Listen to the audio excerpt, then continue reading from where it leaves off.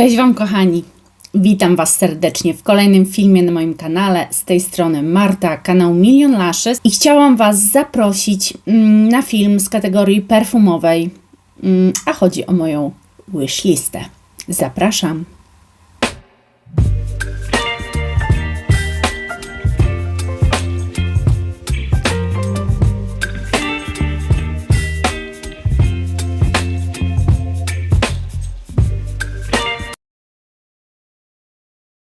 Zaczęłam sobie robić pewną wishlistę perfumową, to znaczy zapisywać zapachy, które gdzieś tam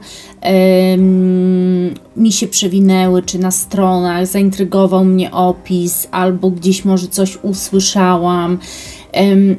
Także są zapachy na tej wishliście, których ja kompletnie nie znam. To znaczy takie, które po opisie, po zasłyszeniu, po przeczytaniu po prostu bardzo zapragnęłam je mieć. Ale są też takie, słuchajcie, które w tym roku się znalazły na mojej wishliście przez przetestowanie, przez to, że posiadałam próbki i tak wyszło, że akurat bardzo mi się coś spodobało. I także jest to taka wishlista, gdzie część wiem jak pachnie, a część kompletnie nie. Natomiast bardzo chciałabym je poznać i o tym sobie dzisiaj pogadamy, bo mam nadzieję, że w komentarzach będziecie licznie ze mną dzielić się swoimi wishlistami, chociaż chyba zachęcać Was nie muszę, bo w tych filmach perfumowych bardzo chętnie się ze mną dzielicie swoimi zapachowymi preferencjami, także na Was liczę, a ja zaczynam ze swoją wishlistą. I pierwszy taki zapach, o którym chciałabym Wam powiedzieć, bo jakby chciałabym, żeby to miało wydźwięk, że zacznę od perfum, o których coś Wam mogę opowiedzieć, które miałam próbkę i coś o nich wiem. I zacznę może od, słuchajcie, Lolity Łempickiej Green Lover. To jest stosunkowo nowy zapach z 2019 roku i ten zapach otrzymałam od Wicki Monisi. Pozdrawiam serdecznie Cię, kochana. Przetestowałam jego i jakież było moje zdziwienie, kiedy siadając dziś do tego filmu, żeby właśnie coś Wam o nim powiedzieć, weszłam sobie na Fragrantikę, patrzę, a to jest zapach męski. No nie, z mężczyzną on mi się kompletnie nie kojarzy i ja go mężczyźnie bym nie kupiła, ale właśnie to jest taka świeżynka. Tylko to nie jest taka... Jak poczytam, jakbym czytała Fragrantikę i na podstawie Fragrantiki miała wybrać, czy kupuję ten zapach, czy nie, to myślę, że bym powiedziała nie. Ale jakby nosząc ten zapach na sobie przez cały dzień, to jest strasznie zielony zapach, taki ultra zielony. I to, co widzę w nutach, a to, co czuję, dwie różne rzeczy. Słuchajcie, ja tutaj czuję alkohol z bazylią, miętą, jakimś nie wyczułam tu za bardzo wanilii. Jest jakieś podłoże słodkie, ale kompletnie tego nie łączę z wanilią. Natomiast piżmo lekko jest wyczuwalne, to muszę przyznać. Jałowca też nie czuję. Ja czuję po prostu zioła. Czuję takie zioła, które są kolendra na przykład, takie, które idą w nos, które tak łechcą ten nos, że jak poczujecie te zioła tak naprawdę, to one są takie świeżo-zielone, że tą zieleń ich aż czuć po prostu, bo to jest takie specyficzne. I ja w tych perfumach bardzo mocno to wyczuwam, ale czuję, że to wszystko siedzi na alkoholu. Tu jest, że gin. Ja nie wiem, czy to jest gin, czy nie, bo ja na alkoholach się nie znam, ale czuć, że to wszystko siedzi na alkoholach. Mimo że nutą bazową jest wanilia, jakaś madagaskarska, więc być może inna wanilia niż tą, którą my znamy, ponieważ ja jej nie czuję. A Fragrantica z kolei, jeżeli wejdziecie w takie opinie ludzi, co myślą o tym zapachu, to powiedzą Wam z kolei, że strasznie słodkie, waniliowe, a inni powiedzą, że w ogóle świeże, bez szału. No i dla mnie tu jest szał. Dla mnie tu jest szał. To jest przepiękny zapach, bardzo intensywnie zielony, bardzo klarowny, jeżeli chodzi o to, że to jest zapach świeży. To dla mnie nie jest żaden gourmand. To jest zapach świeży, fajnie chodzący po ciele. Naprawdę jest to coś tak przyjemnego, że znalazło się na mojej wishliście i bardzo wyjątkowo też się czułam przez cały dzień, czułam go. Przede wszystkim było to inne doznanie, a tego też szukam.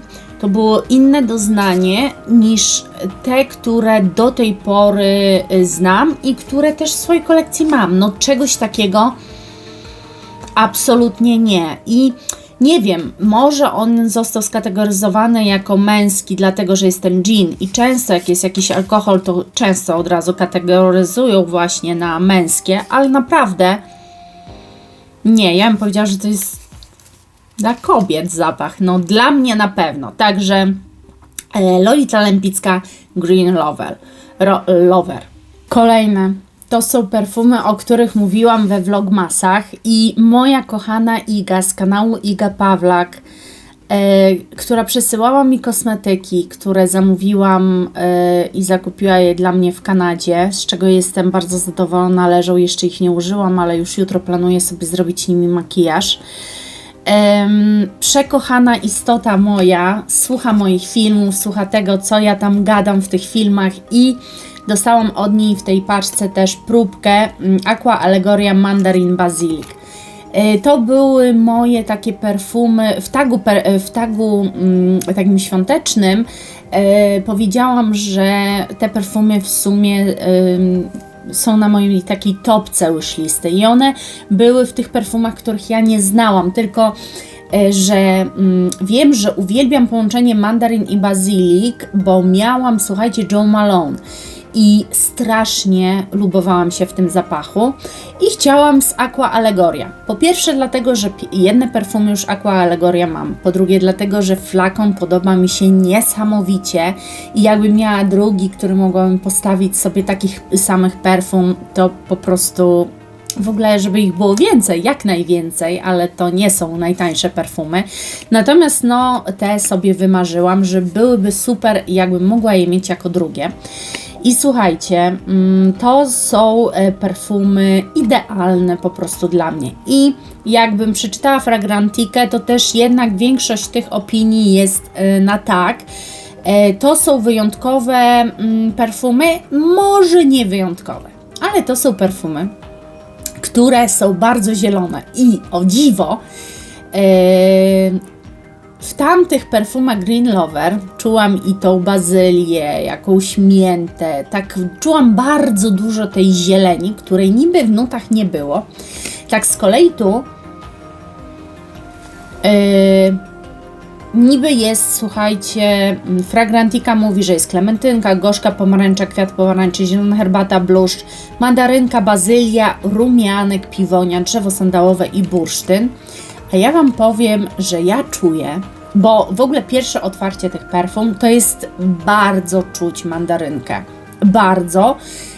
I to mandarynkę posypaną bazylią. I dokładnie to czuć i jakby tylko to się wybija. Ale jak one w ciągu dalszego dnia poleżą na Was, to one ewaluują. Mimo że Aqua Allegoria ogólnie są perfumami prostymi, bardzo prostymi, to te ewaluują. I słuchajcie, ja nie lubię perfum czystych. Jeżeli oglądacie moje filmy perfumowe, to wiecie, że jeżeli perfumy kojarzą się z czystością, to tak nie przepadam po prostu za tym. Nawet jak kupuję żele pod prysznic, czy kupuję balsamy, to lubię perfumowane rzeczy jednak i z zapachem jakimś, a nie z takim zapachem bawełny czystości. Ale tu to jednak one tak trochę leżą. Tylko że to jest tak intensywne. Słuchajcie, mam wrażenie, że tu jest w składzie ta piwonia i ta piwonia powoduje, że jest takie jakby uniesienie tego zapachu i wybicie bardzo tych nut zielonych, nawet bardziej niż czuć tę mandarynkę właśnie. Tu jest taki zapach zieloności, ogromnej świeżości, ale takiej trochę jakby otulającej. To jest tak jakby zdjąć z wiatru pościel, kołdrę pierzynę i przytulacie ją do siebie i ona pachnie trawami zielonymi, właśnie bazylią, właśnie owocami, które gdzieś tam rosły. I to jakby wszystko zamknięte jest w takim puchu, w takich piórach. Naprawdę fantastycznie się w tych perfumach czułam i widzicie, ja je w ciemno wpisałam na wishlistę, a jednak mam próbkę, wypróbowałam, jeszcze mi zostało, więc jeszcze będę pachniała. I tak, to jest zapach, którym ja zdecydowanie jestem zainteresowana i się cieszę, że się znalazł na moim wishliście i zamierzam go w końcu kupić. Kolejne perfumy z mojej wishlisty, o których też mogę Wam opowiedzieć, bo miałam próbkę, to są Prada Paradox. I słuchajcie, co mam Wam powiedzieć? To są perfumy bardzo, to są perfumy intensywne, to są perfumy o dużej trwałości, to są perfumy, które raczej jakoś nie ewaluują. W ogóle Prada znalazła się na mojej wishliście, głównie z tego powodu, że markę Pradę chciałam w tej kwestii perfumowej wypróbować. Nie miałam nigdy Prady żadnych perfum i pomyślałam sobie, że to jest chyba taka klasyka klasyki i dosyć bezpieczne perfumy, jak się o nich poczytało. I to są perfumy bardzo, słuchajcie, owocowe. Tutaj Fragrantica mówi o tym, że nuty głowy to są właśnie bergamotka, tangeryna, gruszka. Natomiast nuty serca są to neroli, jaśmin, kwiat pomarańczy. Nuty bazy bursztyn, wanilia, bourbon, białe piżmo i benzoes. I muszę Wam powiedzieć, że te pierwsze takie psiknięcie to jest faktycznie owocowe perfumy, ale one są jest bardzo wyczuwalna wanilia bourbon, czyli taka, bym powiedziała, alkoholowa wanilia, taki alkohol troszeczkę dosłodzony. I te owoce na tym pachną bardzo ekscytująco. Powiem szczerze, że to są perfumy, których nie mogłam przyrównać do żadnych w mojej kolekcji, bo tak jak na przykład zastanawiałam się nad Burberry Hair, zastanawiałam się, czy chcę je mieć, bo wszyscy tak zachwalają. Już wiem, że nie chcę ich mieć, dlatego że dla mnie to jest cały czas kierunek YSL, D1 od Dolce & Gabbana. To są takie słodkie dosyć perfumy idące już w tamten kierunek, który już mam swoje ulubione i chciałabym z tego kierunku troszeczkę odejść. Ale nadal lubuję się w wanilię, kocham ją, tylko tak jak mówię, szukam tej wanilii, która już troszeczkę w innym kierunku może zmierza i właśnie to jest kierunek bardzo owocowy.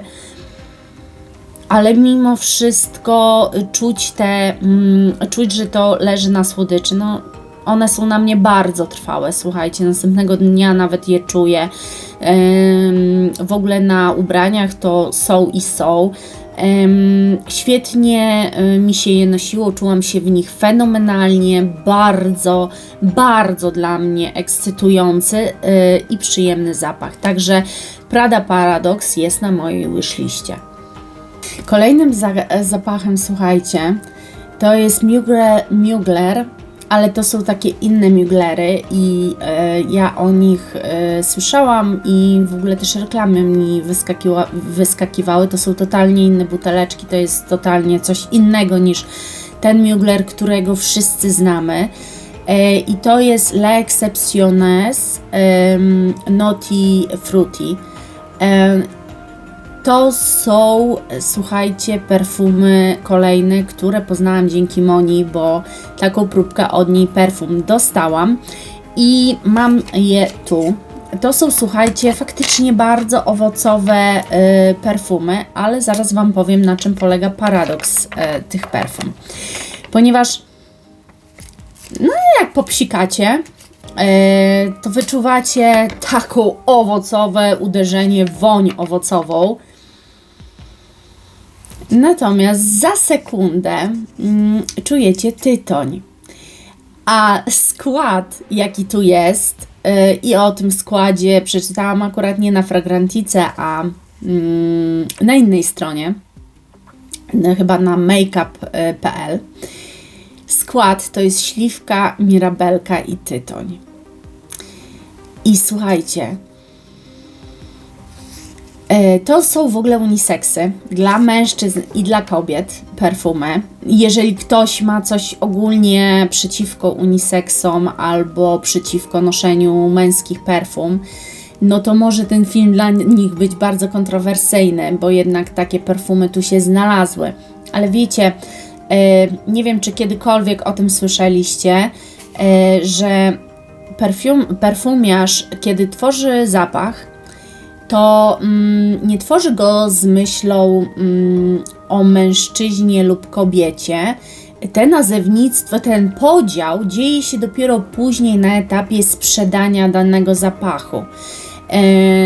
To jest tylko i wyłącznie stworzone na potrzeby ludzi, tak naprawdę. Tego, że bez kategoryzacji ludzie nie wiedzieliby, co kupić. A jak jest ta kategoryzacja, to po prostu idą za tym, jak ktoś wyżej już to, jak producent, powiedzmy, skategoryzował już dane perfumy.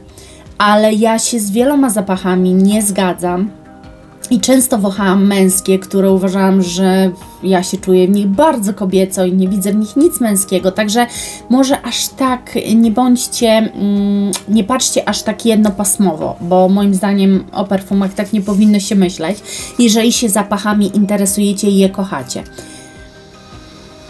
I słuchajcie, tu jest tak, że czuć tytoń i na tym tytoniu cały czas ta śliweczka sobie tak biega i tak małymi kroczkami kusa, to tu, za moment znowu troszkę bardziej tytoń się wybija, za moment śliwka wskakuje znowu i znowu biega i rozprasza ten zapach, coś niesamowitego, słuchajcie. Tak, także ten zapach jest na mojej wishliście. Kolejny zapach, o którym Wam powiem i który również znam, wąchałam i też dzięki Moni, to jest z próbek, które mi przysłała, to jest Lush American Cream. Słuchajcie, te perfumy są bardzo słodkie, ale też one są w ogóle damsko-męskie, czyli takie uniseksowe. I powiem Wam, to jest taki zapach, którego ja nigdy w życiu nie czułam i nie znałam, ale bardzo dobrze się w nim czułam, nosząc go. Fragrantica podaje, że jest tutaj mleko, gdzie indziej przeczytałam, że jest to mleko kokosowe, wanilia, biały miód, truskawka i pomarańcza. I mogę się zgodzić, bo wyczuwam jakieś nuty owoców. Natomiast czuję tu też takie jakby mleko, wanilię pomieszaną z jakimś alkoholem, może jakimś likierem. Nie, likier za słodki, to jest bardziej właśnie jak jakiś bourbon, gin. Wyczuwam, że to siedzi na jakimś alkoholu, że to po prostu to nie jest tylko mleko, wanilia i biały miód. Chyba że biały miód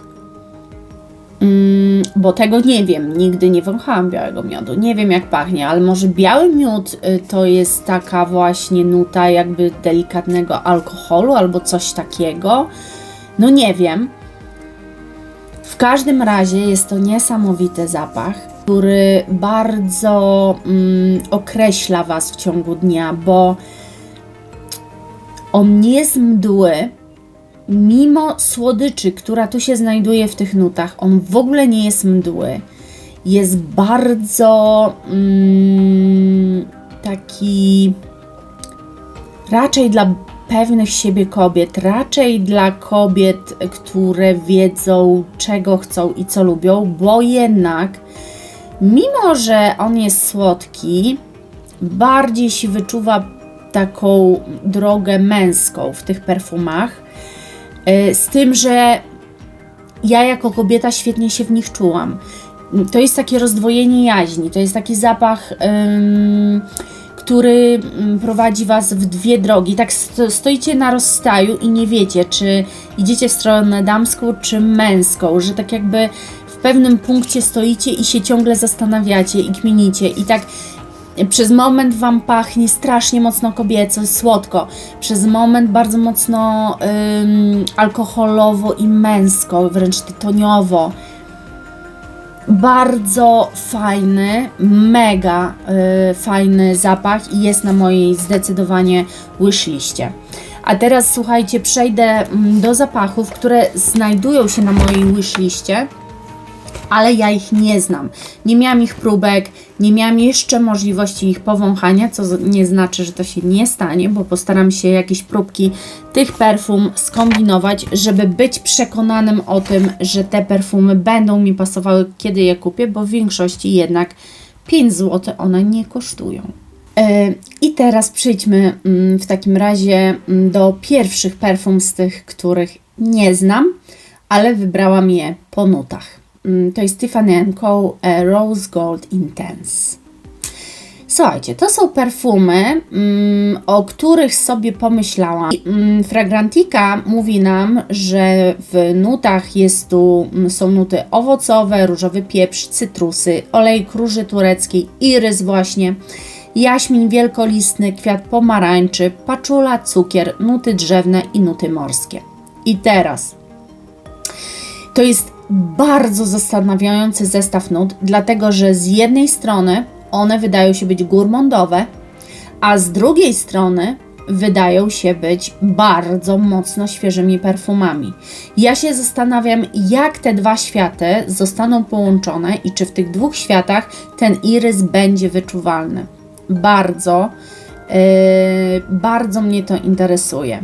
Chciałabym poznać dogłębniej też irysa, poznać zapachy z irysem w tle, nawet jeżeli nie ma być on jakoś mocno wyczuwalny, to ciągnie mnie do tego irysa i dlatego te perfumy znalazły się na mojej wishliście. Poza tym też marka jako Tiffany & Co. Kompletnie nie miałam nigdy żadnych perfum tej marki. Dlaczego by jej nie wypróbować właśnie od irysa zaczynając? Jeżeli w ogóle ten irys w tych perfumach jest wyczuwalny, bo tak jak mówię, nuty wskazują na to, że jest to i gourmand, i świeży. Zgadnij z gadula. Bardzo chętnie powącham te perfumy, jeżeli będzie możliwość zdobycia próbki, bardzo chętnie, ale póki co znajduje się na mojej wishliście. Kolejne, słuchajcie, perfumy znalazły się na mojej wishliście jako w ogóle pierwsze. To były perfumy, które jak zakupiłam Q, może już ktoś wie, o jaką markę chodzi, to zapragnęłam też innych.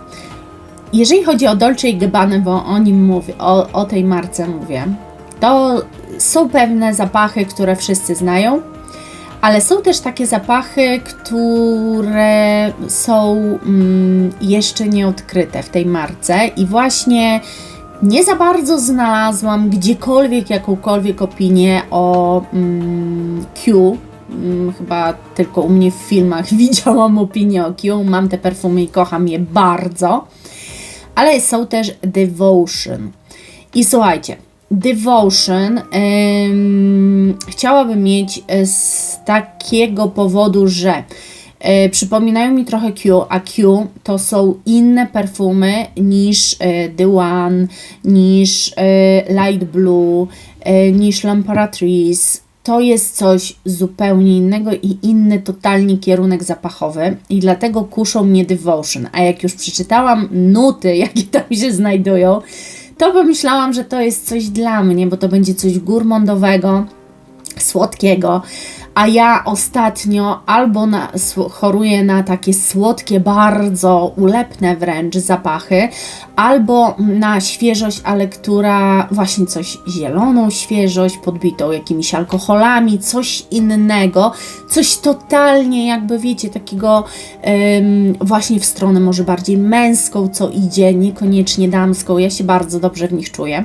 No tak, słuchajcie, jest kandyzowana cytryna, co już oznacza kandyzowanie, że dosładzanie, no więc słodycz. Później jest kwiat pomarańczy, trochę orzeźwienia, panna cotta, rum i wanilia. I moim zdaniem to będą piękne, gourmandowe, słodkie, ale przełamane czymś ostrym perfumy. No po prostu marzę o tych perfumach, słuchajcie. A jak przeczytałam te nuty, to sobie pomyślałam, kurczę, nie mam niczego takiego. Ja się spodziewam tutaj euforii zapachowej, czegoś, co powącham i w czym się zakocham. Naprawdę, tak, takie mam przeświadczenie, że takie te perfumy są. Więc no, znalazły się na mojej wishliście i muszę Wam powiedzieć, że mogą to być nawet jedne z pierwszych perfum z tej wishlisty, które zakupię. Kolejny zapach. Jak widzicie, te zapachy będą się obracały w takiej strefie gourmandowej teraz bardziej, bo ja jestem trochę zakochana w tych zapachach gourmandowych. Ja lubię pachnieć czekoladą. Moim zdaniem to jest afrodyzjak, ale nie tylko dla tego, kto nas wącha, ale dla nas samych. Po prostu nam podnosi endorfiny. I słuchajcie, zapach kolejny na mojej wishliście to jest marka, której kompletnie nie znam, ale może Wy znacie i mi napiszecie coś o tej marce, czy się... ponieważ, dlaczego właśnie o tym mówię? Nie znam tej marki, a wybrałam ich zapach najnowszy z 2023 roku, więc raczej zapachu jeszcze nikt nie zna, ale może znacie jakieś inne, możecie coś mi powiedzieć o marce jako marce, jaką mają trwałość ich perfumy. Zaznaczam tylko, że widziałam, że perfumy marki, bo już Wam powiem, Mauboussin, to nie są najdroższe perfumy, ale te, które ja wybrałam, które są najnowsze, są drogie. I chodzi o bardzo prostą nazwę perfum Star. To są strasznie gourmandowe. Słuchajcie, już Wam opowiadam.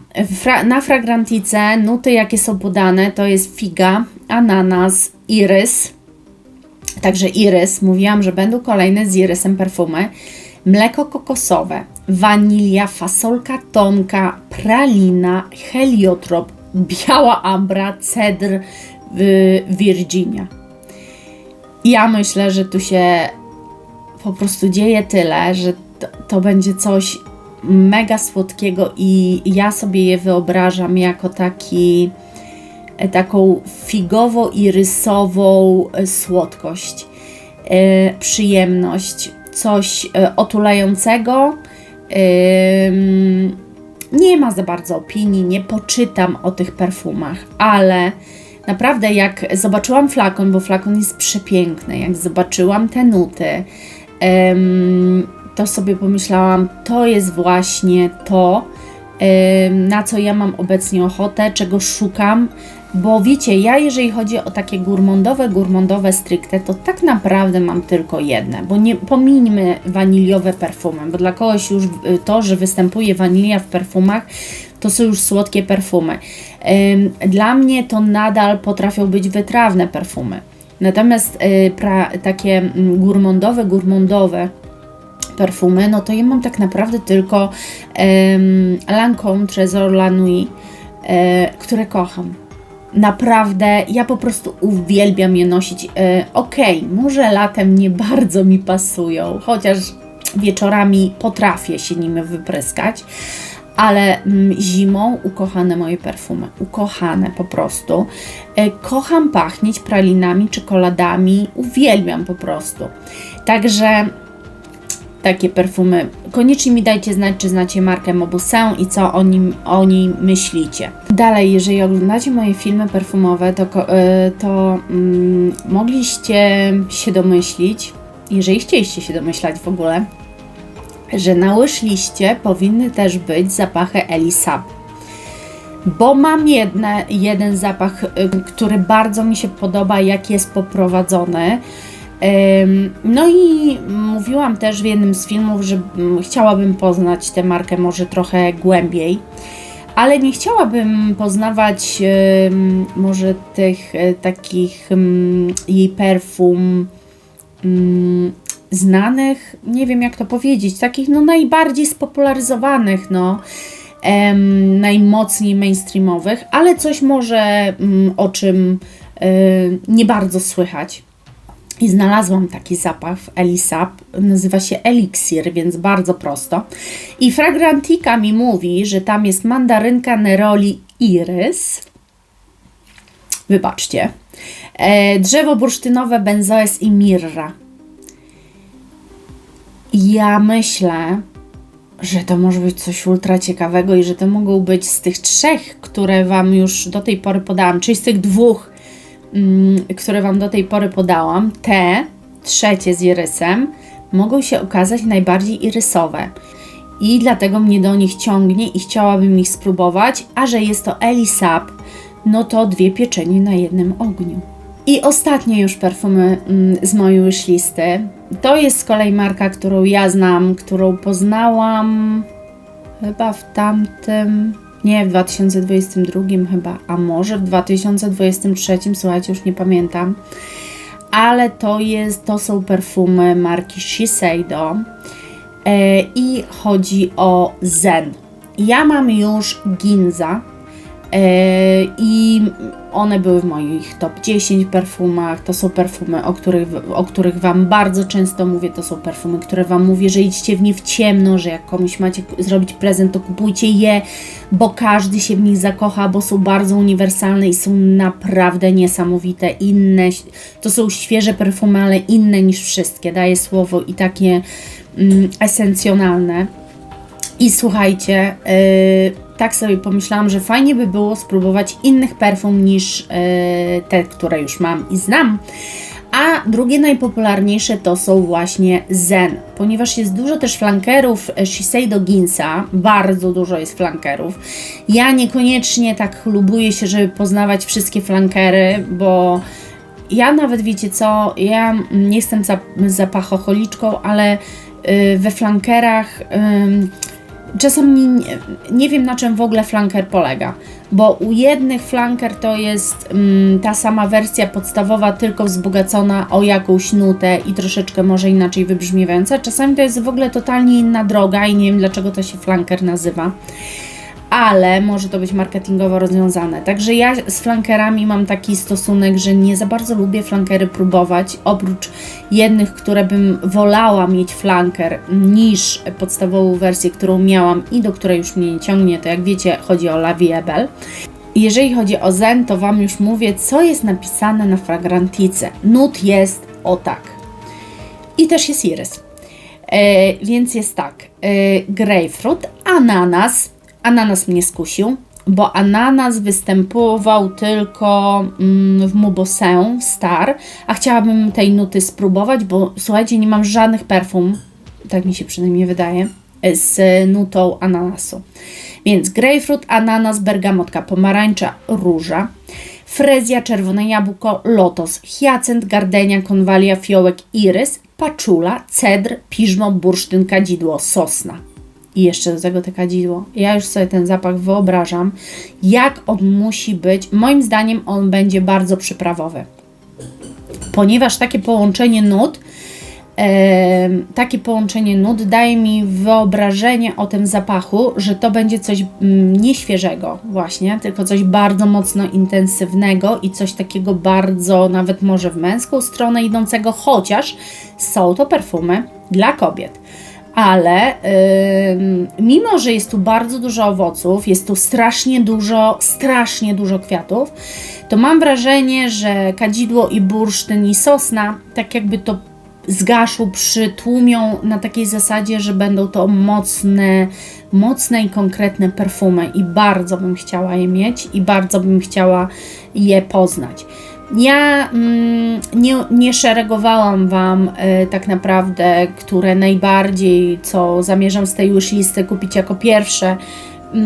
Wspomniałam tylko, że prawdopodobnie mogłoby to być Devotion i myślę, że prawdopodobnie tak. Cała reszta nie mam tego skonkretyzowanego. Po prostu chciałabym te zapachy mieć w kolekcji, bo jest to coś, co wniosłoby moim zdaniem coś totalnie innego też do mojej kolekcji i są to też zapachy, za którymi ja tęsknię i które bardzo lubię, a że mam ich mało tego typu, no to chciałabym tę strefę kolekcji też wzbogacić. Także jak widzicie, ona jest dosyć spójna, ale też w pewnej mojej koncepcji, którą mam w głowie, ale też bardzo mocno różniąca się od siebie. Ale też ja taka jestem, dlatego takie są też te zapachy, które wybrałam. Koniecznie podzielcie się swoimi wishlistami ze mną. Nie muszą to być takie długie, mogą to być jakieś krótkie wishlisty, a może to są wishlisty, które macie 2 razy dłuższe od moich. Dajcie koniecznie znać, podzielcie się swoimi wybrankami, a ja za dzisiaj serdecznie Wam dziękuję. Kończę te moje wywody i mam nadzieję, że miło spędziliście ten wieczór. Pozdrawiam, kochani. Buziaczki!